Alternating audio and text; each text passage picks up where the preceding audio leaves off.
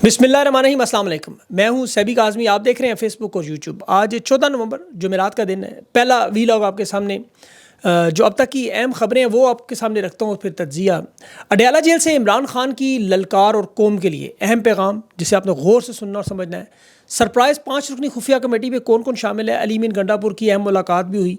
खैबर पख्तूनख्वा में तैयारियां ज़ोरों शोर पर। 24 नवंबर की कॉल का मामला कहाँ तक। इंटरनेशनल इंसाफ का थोड़ा भी बजने को तैयार, गिरने को तैयार। अहम मुलाकात बाइडन और ट्रंप की भी। नेशनल सिक्योरिटी इंचार्ज की आज बड़ी अहम खबर भी आ गई रजीम चेंज ऑपरेशन पर। और लंदन एहतजाज में शिद्दत, नवाज शरीफ ख़ानदान बुरी तरह फंस गया। ओवरसीज़ पाकिस्तानियों ने खौफ के बुत तोड़े। तोशाखाना 2 केस में बरियत का फैसला भी खान का। और इस्टेब्लिशमेंट के कदमों में आज जस्टिस मीनी खान गिर गए।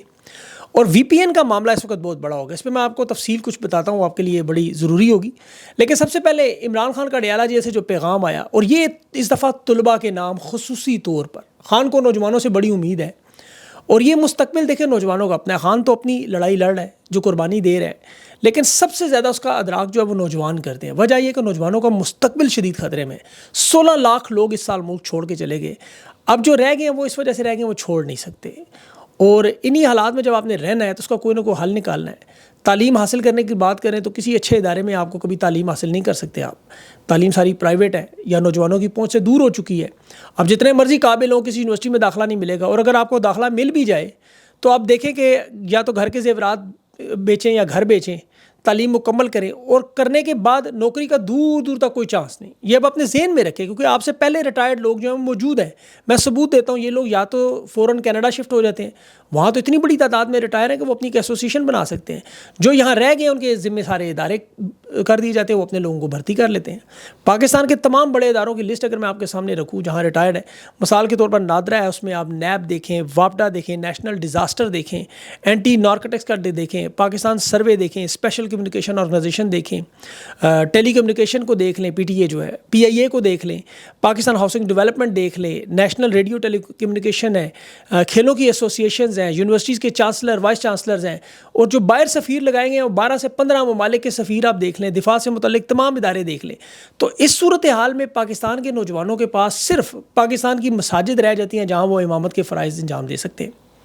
अब आप देख रहे हैं कोई दूसरा रास्ता आपके पास है। एक और रास्ता है, बल्कि वो ये कि आप एक डंकी ख़रीद लें और उसकी प्रैक्टिस करेंगे किस तरह आप वहाँ यूरोप पहुँच सकते हैं। अब वो डंकी लगा के अगर आप पहुँचते हैं, मेहनत मजदूरी करते हैं और खुदा न खास्ता ना पहुँच सकें, तो फिर शायद अगली दफ़ा कोशिश करें।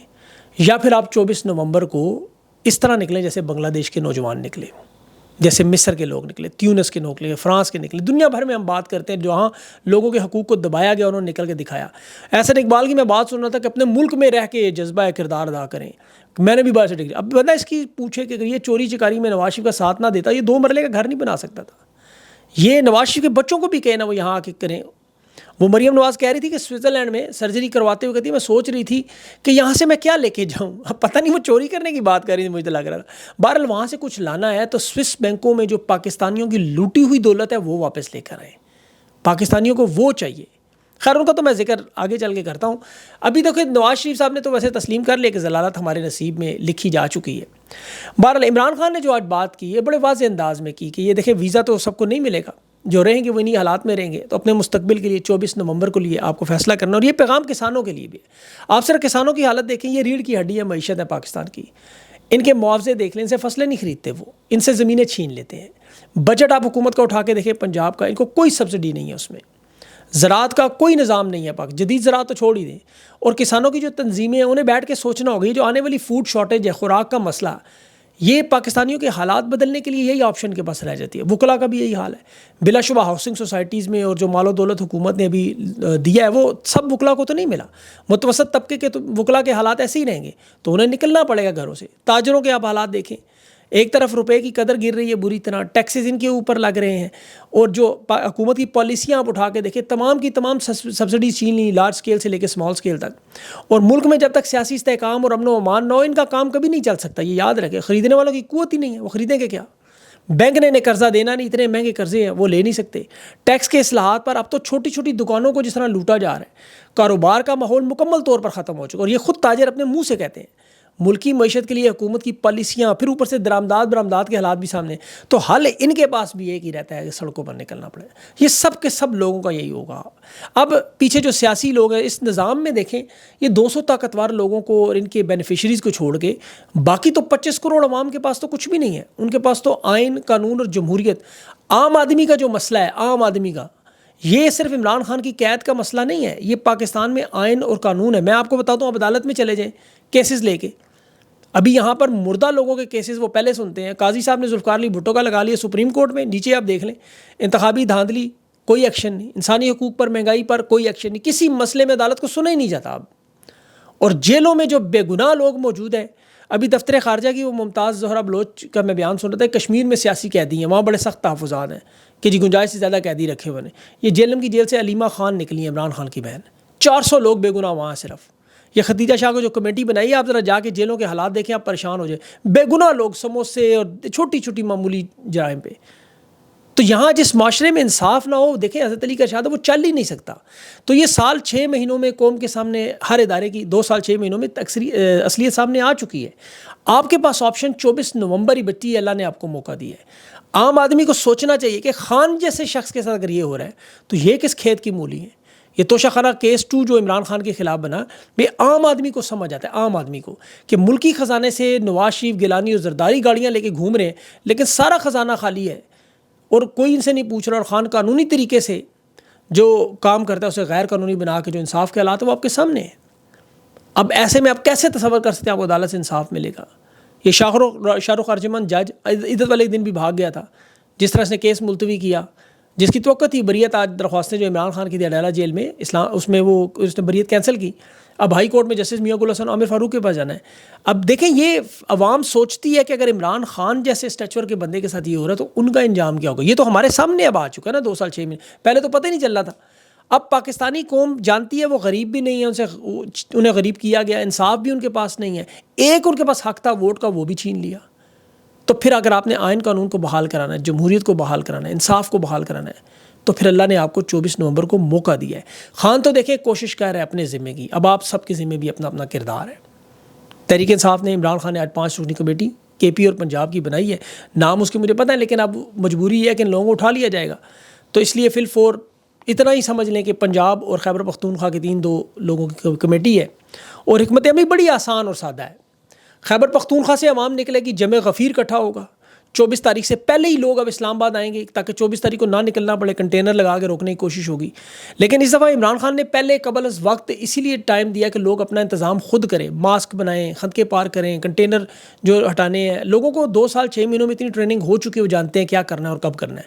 اور یہ کال بڑی سوچ سمجھ کر دی گئی. عمران خان کی طرف سے آئی ہے، علیمہ خان کی طرف سے نہیں.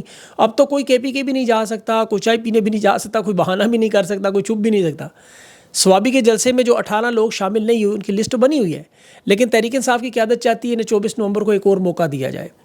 اس فیصلہ کن مرحلے پر کسی کو بھی نہ نکالا جائے، سب مل کر شرکت بنائے. اور سوشل میڈیا پہ بھی جو ایک دوسرے گتھم گتھا ہو رہے ہیں وہ بھی سارے اب اکٹھے ہو چکے ہیں. یہ بڑی اچھی خبر ہے. امریکہ سے بھی بڑی اہم خبریں ہیں. ڈونلڈ ٹرمپ کی آج وائٹ ہاؤس میں بائیڈن سے ملاقات ہوئی. رجیم چینج کے ماسٹر سے اقتدار کی حوالگی ہے، حلف کا انتظار ہے. اور ایلان مسک نے بھی کہا کہ انصاف کا جو ہتھوڑا وہ آنے والا ہے اور یہ پوری دنیا میں آئے گا. اب اسٹیبلشمنٹ جو ہے امریکہ کے، آپ کو پتہ ہے صدارتی امیدوار، معاف کیجیے گا، تلسی گیبرٹ، یہ امریکہ کے صدارتی امیدوار تھی. اس نے بڑی اہم سٹیٹمنٹ دی رجیم چینج آپریشن میں جہاں جہاں، اور اس میں ایک ملک عراق کی اس نے حالت کا ذکر بھی کیا کہ وہاں رہ کے آئی ہوں، دیکھ کے آئی ہوں کہ رجیم چینج کے بعد بائیڈن کی حکومت نے کیا حال کیا ہے. اب دیکھیں عراق کے حالات آپ کے سامنے ہیں، اور عراق تیل کی دولت سے مالا مال ہے، وہاں دیکھ لیں کیا حالات ہیں. رجیم چینج کی وجہ سے صدام حسین کو اٹھایا گیا، آپ جانتے ہیں وہ سارا معاملہ، اس کی ماضی میں نہیں جاتا. اور پاکستان میں عمران خان کی حکومت گرائی، اور اس کے بعد دیکھ لیں حالات کیا ہے. اب یہاں پر جو چونکہ گھسپیتی ہے پہلے سے بیٹھے ہوئے ہیں جن سے واردات کروا دی گئی ہے. اب تحریک انصاف کا جو 24 نومبر کو امریکہ میں احتجاج ہوگا وہ بڑا اہم معاملہ ہوگا. میرے خیال میں اگر یہ 1 لاکھ بندہ امریکہ میں اکٹھا کرنے میں کامیاب ہو گئے تو ان کا احتجاج پاکستان کے احتجاج سے بڑا معاملہ بن جائے گا، کیونکہ یہ اقتدار کی منتقلی کا معاملہ ہے. اور اگر اوورسیز امریکن یہ سن رہے ہیں تو میری ان سے درخواست ہے کہ وہ اپنی اس مہم کو امریکہ میں شروع کریں پراپر. زیادہ سے زیادہ ٹویٹر سپیس کریں، پیغامات کو پھیلائیں، کیونکہ آپ کے اوپر تو کوئی وی پی این کی پابندی نہیں. امریکی پاکستانی اگر 24 نومبر گھر سے نکل آیا احتجاج کی جگہ پرامن انداز میں، تو میں پاکستان سے زیادہ ان سے امید رکھتا ہوں یہ احتجاج ہو گیا تو یقین کریں بہت بڑا معاملہ ہوگا.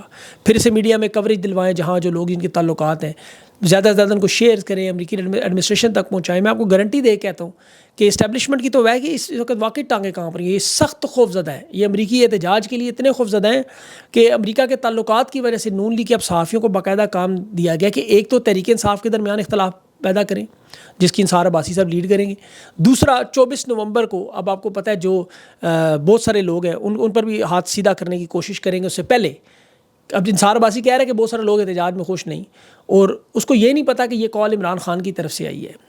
اور یہ ایک اور معاملہ بھی ہے، احتجاج میں دیکھیں کوئی بھی خوشی سے نہیں نکلتا. گھر سے کون خوشی سے نکلتا ہے؟ نوکری سے چھٹی لے، دن کی دہاڑی ضائع کرے، اسکول نہ جائے یا کالج نہ جائے یا یونیورسٹی نہ جائے، پولیس کی مار کھائے، آنسو گیس برداشت کرے. یہ کوئی آسان کام نہیں ہے، لیکن یہ آخری حل ہے. یہ مجبوری میں کرنا پڑتا ہے، اور اسی مجبوری کا نام شکریہ کر کے پاکستان کی عوام مجبور ہو کے نکل رہی ہے. اس کے علاوہ کوئی اور چارہ نہیں ہے. اب نون لیگ کے صحافیوں کو دوسرا ٹاسک کہ آپ نے امریکہ کے ساتھ تعلقات کو بنانا ہے، بتانا ہے، کو گھڑنی ہے اسٹوری کہ ڈونلڈ ٹرمپ کے ساتھ بھی مل رہے ہیں. وہ وقار ستی نامی ایک ان کے صحافی ہیں، وہ جس نے عمران خان کے خلاف مذہبی بیانات پر مذہبی حوالوں کو اکٹھا کر کے ایک ویڈیو پوسٹ کی تھی، آپ کو یاد ہوگا، جس پر توہین مذہب کا مقدمہ بھی بنا تھا.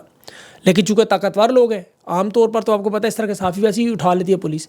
کسی کی جان خطرے میں ڈالی جا رہی ہے، FIA کا کیس بنتا ہے باقاعدہ، لیکن یہاں سہولت کار موجود ہے، پولیس کو ہدایتی گرفتار نہ کرے بلکہ اس کے سرے میں تمغہ امتیاز دے دیا. اندازہ کریں، تمغہ امتیاز.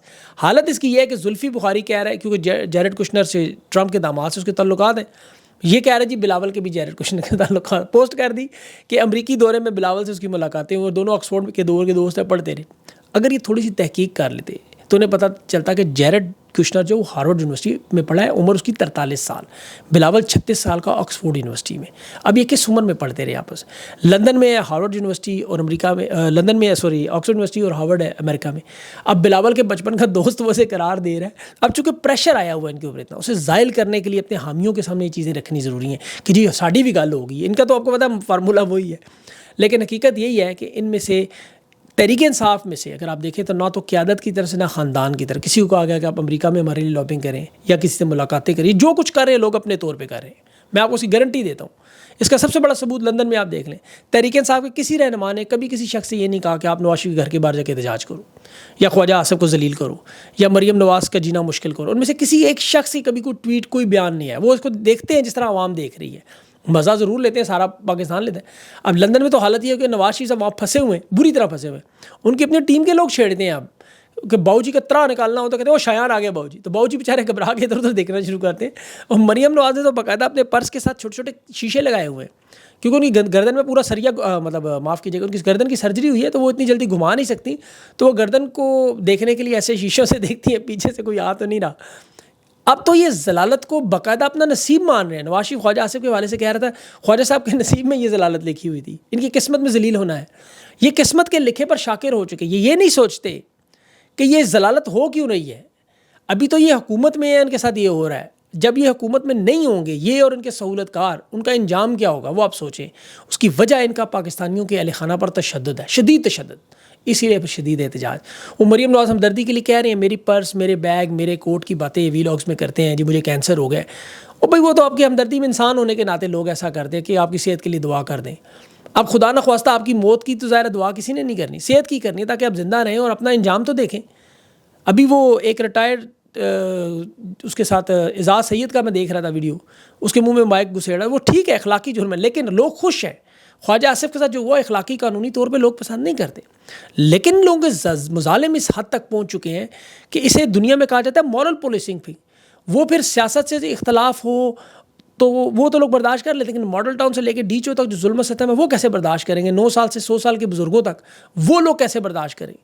یہ تو اچھا قانون اور انصاف ہوتا ملک میں تو ان لوگوں کو تو پھانسیاں لگی ہوتی.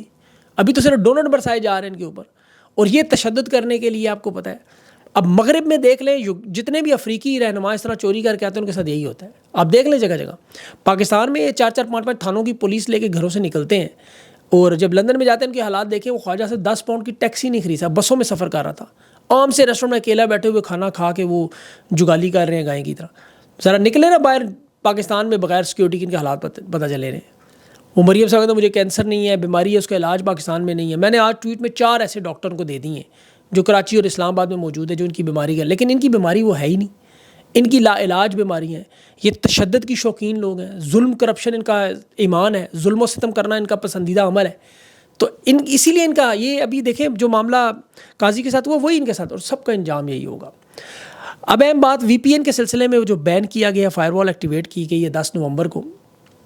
انہوں نے فائر وال کی ٹیسٹنگ کی تھی اور اس میں تقریباً 24 کے قریب وی پی این انہوں نے بلاک کیے ہیں اور عارضی طور پہ اس کے بعد پھر کنٹرول کے لیے قابو کیا ہے، کیونکہ پاکستان میں اب 4 کروڑ لوگ جو ہے وہ استعمال کر رہے ہیں وی پی این. اور آپ کو پتہ ہے یہ انٹرنیٹ کی راؤٹنگ کو بائی پاس کر کے یہ ویب سائٹ کھول لیتا ہے، وہاں سے جو تمام مواد ہے آپ کے پاس، اب چونکہ کنٹرول ان کے پاس ہے. اور اس پہ بھی انہیں چیف جسٹس عالیہ نیلم نے سکھایا تھا کہ عرب امارات سے وہاں سے سروسز لیں، جیسے وہاں وی پی این استعمال کرنا جرم ہے، رجسٹریشن کریں. تو انہوں نے یہ کوشش کی ہے. اب یہاں پر دیکھیں بہت سے وی پی این ہے جو کام کر رہے ہیں. ایکسپریس وی پی این ہے، نوڈ کا وی پی این بڑا اچھا ہے، پرائیویسی کے لیے بڑا اچھا ہے. پروٹون کا ایک وی پی این ہے وہ بڑا اچھا ہے، اس کی مفت بھی ہے اور پریمیم میں بھی ملتا ہے. ایک شارک وی پی این ہے وہ بھی صحیح ہے.